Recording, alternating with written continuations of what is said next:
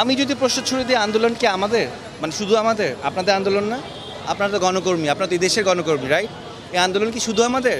যদি আমি রিভার্স করি, আপনারা এখন আমার এখানে দাঁড়ান, আমি আপনাদের ক্যামেরা বুম নিয়ে দাঁড়াই, আপনার কি নিরাপত্তা আছে কদিন পরে, আজকে কালকে?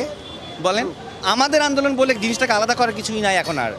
এখন শুধু একটা গোষ্ঠী ছাড়া, তুমি বলো নাহলে আমি বলি, এখন যে কোনো একটা গোষ্ঠী ছাড়া সমগ্র জাতির একটা, আপনি জিজ্ঞেস করেন ইন্ডিভিজুয়ালি, যদি সম্ভব হয় জিজ্ঞেস করেন, কেউ চায় না এই গভর্নমেন্ট কেয়ার, কেউ চায় না।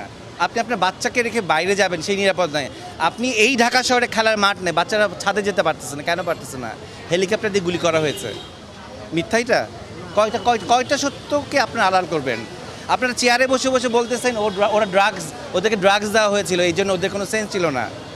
তো ড্রাগস নিলে আপনি মেরে ফেলতে পারেন? কোন রাষ্ট্রের আইনে আছে একজন ড্রাগ অ্যাডিক্টকে গুলি করে মারা যায়? আমি ড্রাগস নিয়েছি, এটা দায়বদ্ধতা আমার ফ্যামিলি, আমার প্যারেন্টসের। আমি ড্রাগস নিয়ে যদি